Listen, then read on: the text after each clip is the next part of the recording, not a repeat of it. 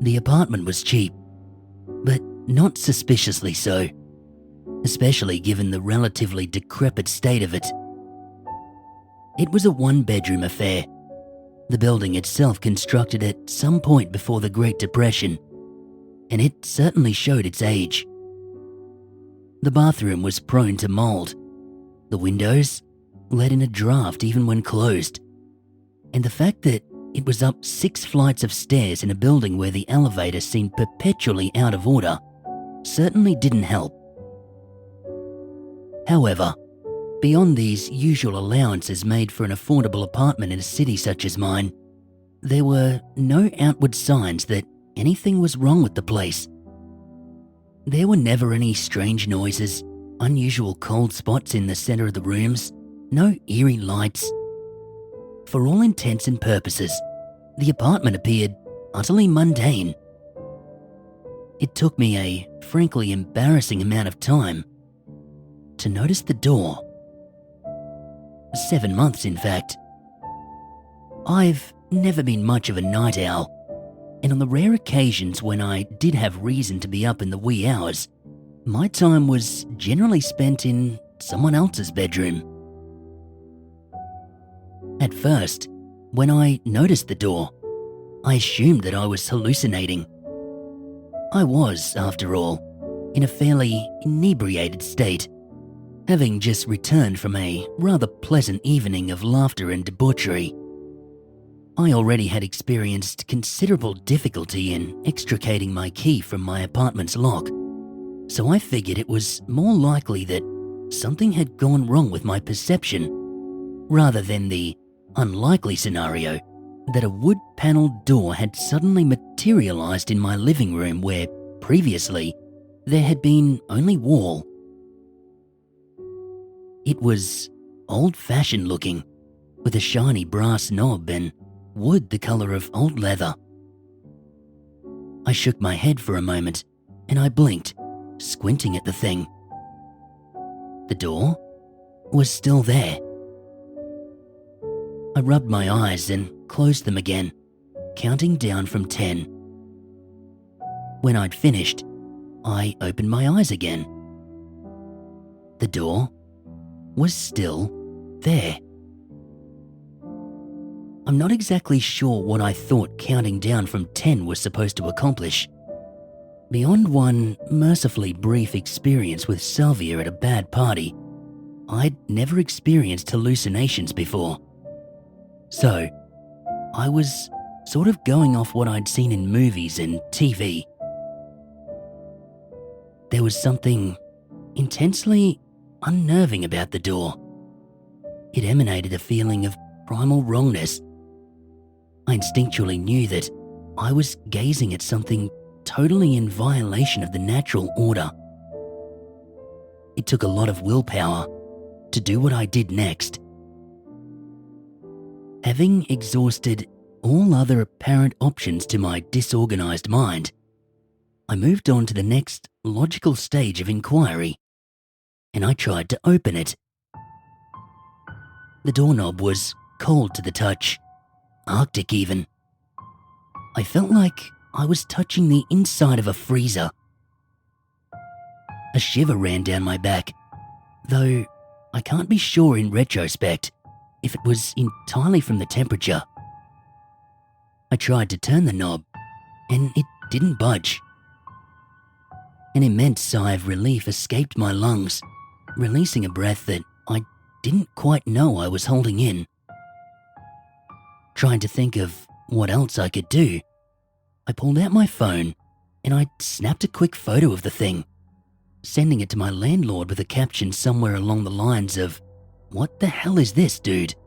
Why is there a new door?" Nodding sagely to myself, as if I had succeeded in doing anything of note, I stumbled my way into my bedroom and locked the door before falling into blissful slumber.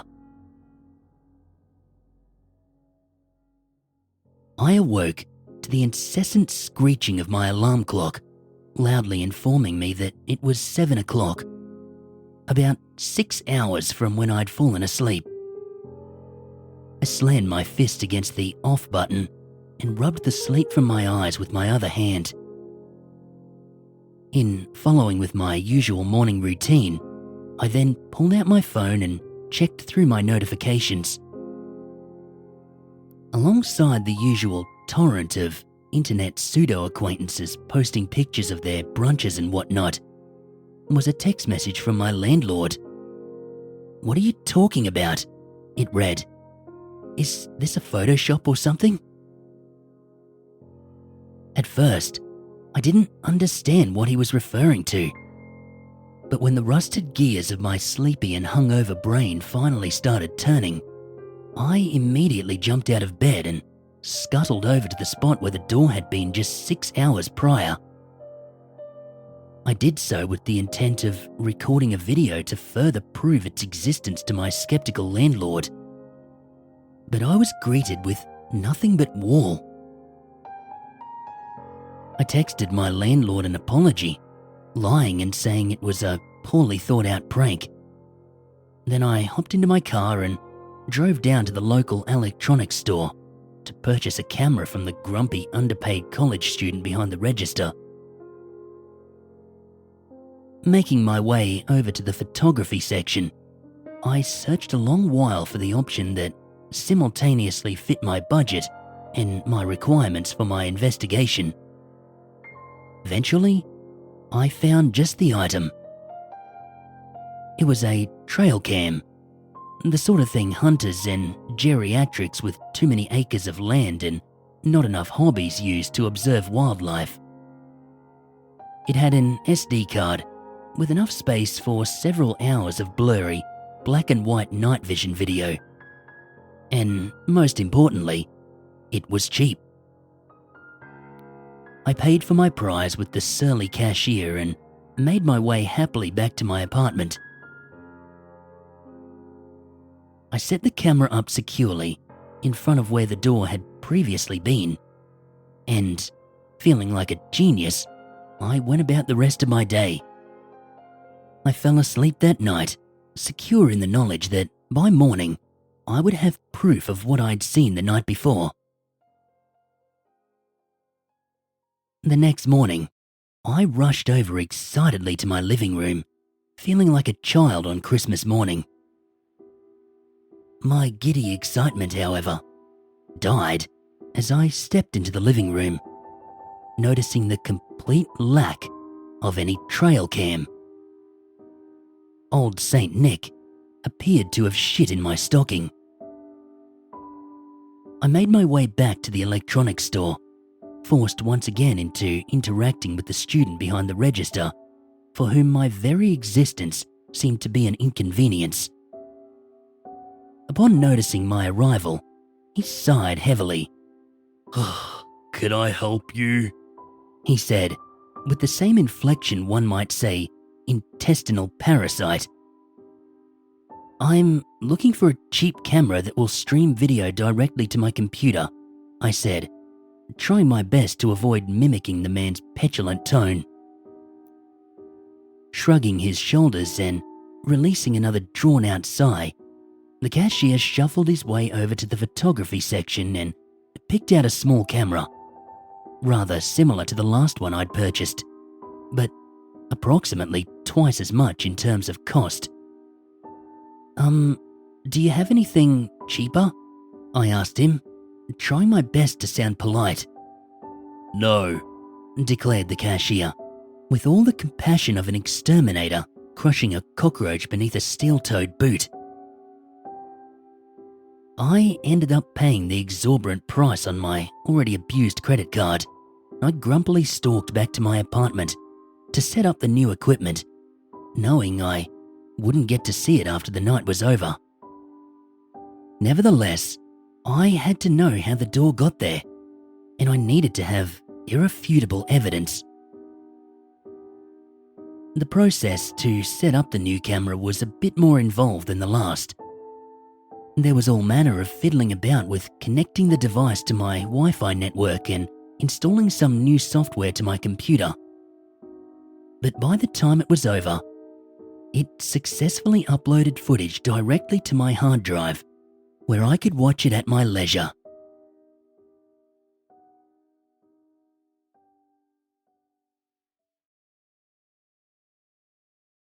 I went to bed that night, wondering what I could do with the footage after I acquired it. After all, I couldn't really go to the police with it, could I? "Excuse me, officer," I imagined myself saying, "but a mysterious door appears in my apartment at night, and I was wondering if you could send someone around to take a look." I'd end up institutionalized. Similarly, it's not like I could go to the newspapers either. I live in a big city, and the reporters have more important fish to fry than transient doors.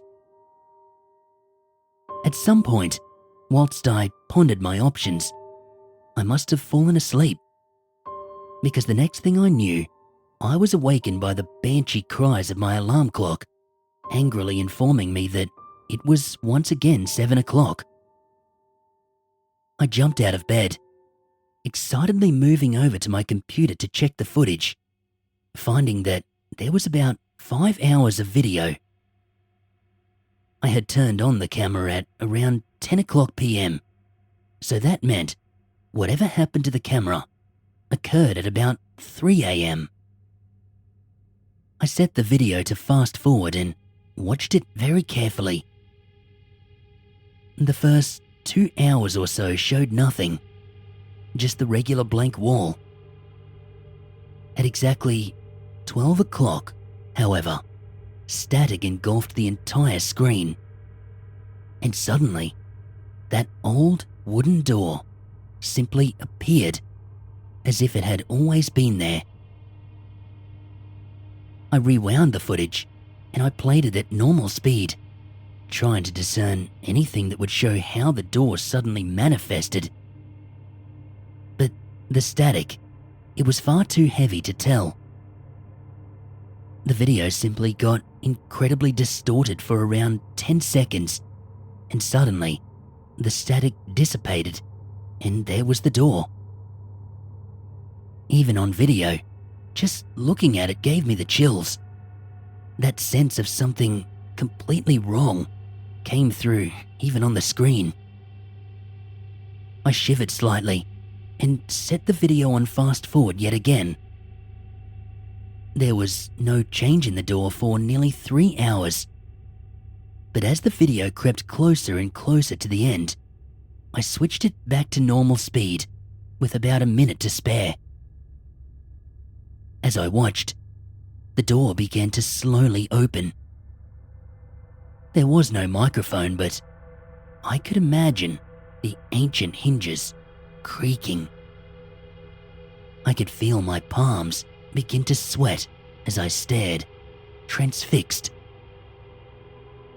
I glanced at the time remaining on the video. It was only around 30 seconds.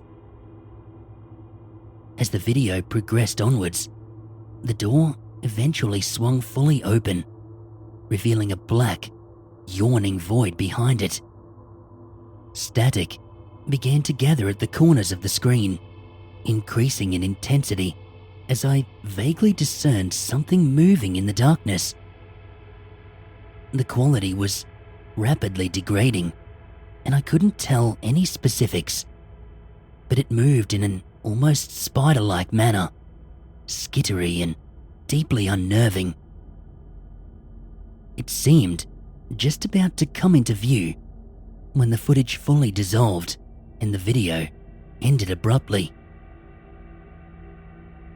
I leaned back in my chair, contemplating my next move. While the video had certainly convinced me that I wasn't just going crazy, I knew that it would not exactly convince the average person. I could easily have added in the static with editing, and the vague movement behind the door. That could just be computer-generated effects or some kind of puppet maybe. After a few minutes of pondering, I came up with an idea.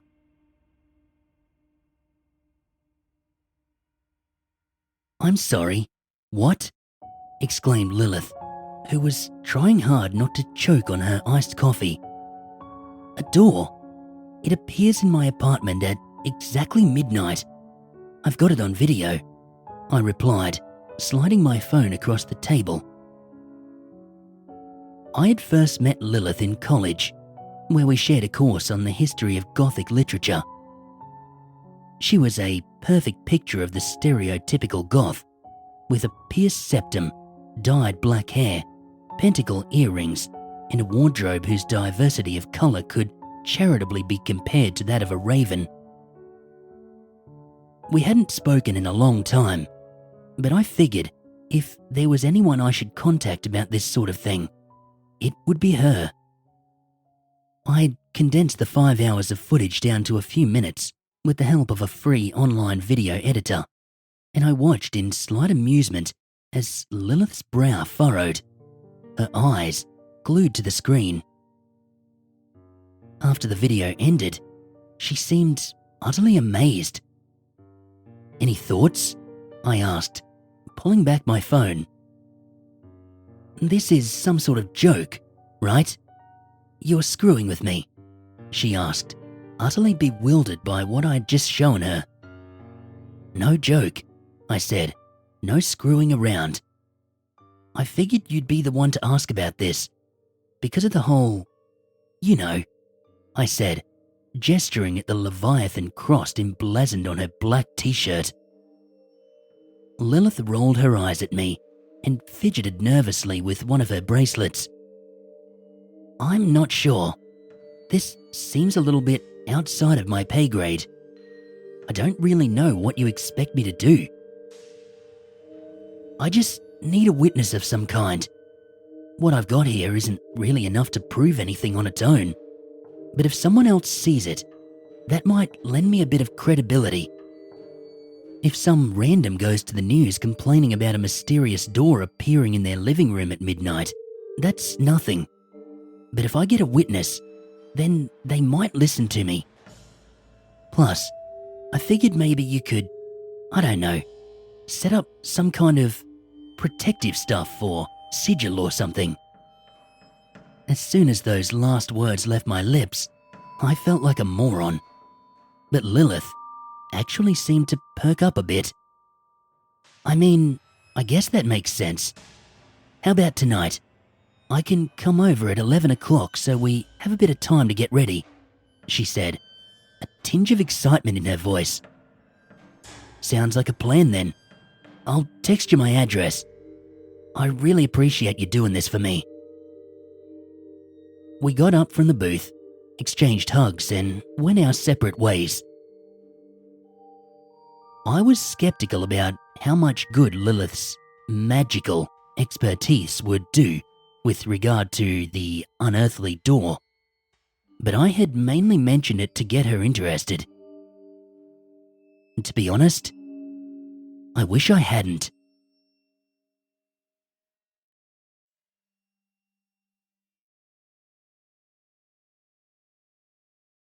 About 12 hours later, I heard a knock at my door. My front door, in this case, not the impossible one. I peeked through the peephole, and I saw that it was Lilith. I ushered her inside. She had brought with her a black leather bag, bulging with various books, candles, jars, and other occult stuff. "That's a lot of stuff," I said, gesturing towards the bag. "Are you sure we need all of this?" She shrugged. "I figured it's better to be safe than sorry. I'd rather be over-prepared than come up short."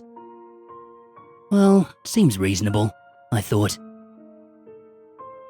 I showed her the spot at the blank wall where the door appears, and she began setting up candles and incense, drawing strange signs with chalk and pouring salt in a semicircle in front of where the door would be. As she worked, she occasionally read out loud from some cheap paperbacks with titles like The Witch's Bible and The Unquiet Dead, a field guide to the afterlife. To be entirely honest, it was incredibly underwhelming. I didn't feel any mystical energies or unseen vistas of space and time yawning before me. There was just a goth chick screwing around with some candles while reciting mangled Latin out of books she got for $4.99 a piece. Nevertheless, I let Lilith get on with her business and I sat back drinking some cheap beer. After about 45 minutes, she seemed satisfied. The floor and walls were covered with crude sigils done in white chalk, and the whole room smelled of incense and scented candles. I checked my watch, noting that it was 11:48 p.m. I offered Lilith a drink, but she declined, instead just taking a seat and fidgeting a bit with her jewelry. We talked for a while about what the door could be, where it might come from, that sort of thing. Lilith seemed convinced that it must be a restless spirit of a former tenant, but I was a bit skeptical. While at this point I could no longer honestly say I didn't believe in the supernatural, this didn't necessarily strike me as some sort of haunting.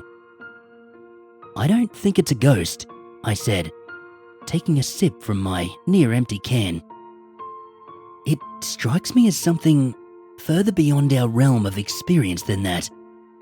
Something, I don't know, alien somehow. I mean, it changes reality itself, doesn't it? It transmutes a wall to a door. And let me tell you, that door was real wood and the knob was real metal. Aren't ghosts supposed to be intangible or something?" Lilith seemed like she was about to say something before she paused, a weird look crossing her face. What time is it?" she whispered. I checked my watch, the digital face reading out 12:07. I turned to see the door. It had been there for 7 minutes and we hadn't even noticed its arrival. Something about us not having realized it was there bothered me far more than its materialization. Was it possible that I'd passed by it in the apartment before and just never noticed it? I'd previously assumed that I'd always been asleep or out of the apartment when it materialized, but now I wasn't so sure. Lilith turned to look at it too, after a moment saying, "It's like it's always been there." The next 3 hours passed by slowly, painfully. We snapped plenty of pictures of the door at every conceivable angle on our respective phones, videos too, and we decided that after it disappeared again, we should take footage of the bare wall for contrast. Lilith and I chatted for a bit, but it was hard to continue conversations for long. Now that we'd noticed it, we could feel the wrongness emanating from it, as if we were being watched by something just out of sight. I don't know if there is such a thing as true evil, some sort of absolute moral right and wrong on a spiritual level. But being near that door, I felt like I was bearing witness to an atrocity against reality itself. We spent the last 2 hours of observation in nearly complete silence. It seemed like the longer we were cognizant of the door, the worse the feeling of discomfort got. If you've ever been on a roller coaster, you'll be familiar with that feeling of going up the track towards a long drop. The tension in your blood as you brace yourself for what's to come. As we sat there, I felt something similar. I almost wanted to call the whole thing off. Just have Lilith and I go to a 24-hour fast food joint or call it a night. But I had to know. Unlike with the door's appearance, we noticed when it started to open. We sat there, paralyzed with fear and excitement, as it slowly began to creak open. Those worn hinges, they squealed, just as I thought they would. The room grew significantly colder until we were both shivering intensely. Behind the door was void. Absolutely void. It was black as the depths of the ocean, and it emanated pure dread. The smell of incense and scented candles seemed to dissipate, replaced with a vague stench, like rotting seaweed. Finally, the entrance swung fully open, and we sat there, staring blankly into it. We didn't even try to pull our phones out to record what we were seeing. The thought to do so didn't even cross my mind until well after. I could see something starting to move in the darkness beyond. Some sort of motion, spidery skittering. It was coming towards us. I caught a vague glimpse of a long, thin limb reaching out from the door, coming to us, grasping blindly from out of the darkness. And then I felt the sun shining on my face. My entire body sore. I opened my eyes to find myself lying on the ground, outside. There were trees overhead, but the foliage wasn't dense enough to block out the light which had awoken me. All things being equal, I would have preferred my alarm clock. I stood up, painfully, taking stock of my surroundings. I was in a park, one which I'd been to before, located a couple of miles from my apartment. I looked for my phone, but I couldn't find it. I began to stumble my way back home, trying my best to ignore my aching muscles. I called out for Lilith a couple of times, but I was met only with silence. She was gone. As I limped my way along, a passing jogger called out, "Nice tattoo." Confused, I looked down at my arm. Burned into my flesh, in white letters, as if through frostbite, were the words, "Bring more."